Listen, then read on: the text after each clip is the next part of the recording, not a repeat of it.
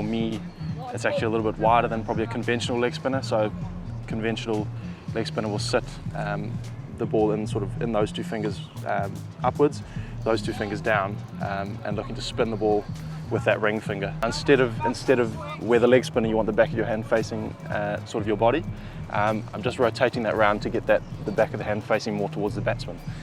So the finger movement and the wrist movement is still very similar. All these variations are just sort of manipulating the wrist on release. So we've gone from leg spin facing the back, facing the head, googly facing the batsman. Now slider, I want that ball facing pretty much towards the batsman.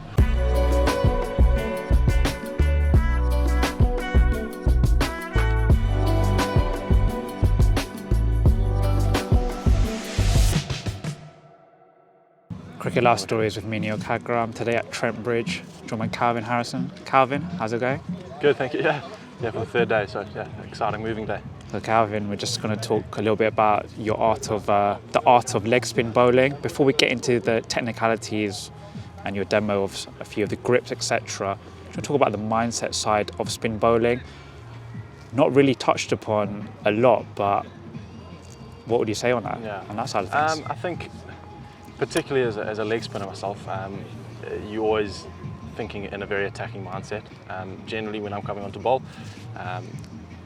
some bowlers will come on to look to hold a rate, whereas leg spinning myself, I'm always looking to come on to take wickets. Now, field settings can help you with that. It's always good to, for me, I like to try and keep three, four guys around the bat, whether that's sort of cover, short leg, slips, to attack, and then especially when you're getting into your spell, to have a couple of guys scouting out on the boundary is a nice way to sort of ease into the spell, allowing you to still bowl attacking without worrying about the runs to begin with. So, is that consistent across all formats? And obviously, spin bowling, you will get hit out of the park, but is it all about just coming back the next ball with that same mindset that you just mentioned? Yeah, I think so. I mean, it'll vary a little bit depending on the format, but more often than not, from white ball to red ball, I'm still thinking wickets. Field will obviously be a lot more defensive in the white ball, but I'm still looking to attack the stumps, spin it both ways, and keep the batsman guessing on the pads and on the stumps, like I say. So, yeah, you're going to go for boundaries in whatever format you bowl, and fours and sixes and the 20-20s and all that. So you need to be able to put that aside and know it's going to happen, and keep backing your best ball, and you'll be on top of the batsman. So the leg spinner for me, you can vary sort of where that finger, that middle finger sits. So for me, it's actually a little bit wider than probably a conventional leg spinner. So conventional leg spinner will sit the ball in sort of in those two fingers upwards, those two fingers down, and looking to spin the ball with that ring finger. Now my grip's a little bit more split, whether that's because of my height or something. It allows me to get over the top of the ball a little bit more. Particularly in the white ball, I get a little bit more pace when I spin it off that middle finger as well. So that's sort of come into my red ball as well. So that grip's pretty consistent across all formats for me. And I'm basically looking to keep that the back of the hand facing myself on the way through. So when that ball is at release, I want the back of my hand facing my head, and then I'm spinning that over the top for the leg spin. And then for the googly, two different grips that slightly vary. So I've got the same grip as the leg spinner there with those that little split there, spinning it off the middle and the ring finger.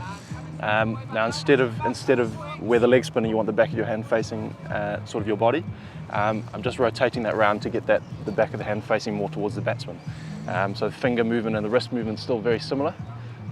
So that's rolling around, spinning it out the back. But those revs are going to now be pointing sort of towards a leg slip and fine leg line. Same grip again for me. So it's all these variations are just sort of manipulating the wrist on release. So we've gone from leg spin facing the back, facing the head, googly facing the batsman. Now slider, I want that ball facing pretty much towards the batsman. So I'm coming over, still getting the revs as side spin or rolling through the fingers, very similar. But I want that ball spinning sort of sideways onto the batsman, so that's going to hopefully hit the pitch and just skid straight on. It's hard for that ball to sort of tack on the wicket when it's at that sort of angle. So So Zooter type ball for me.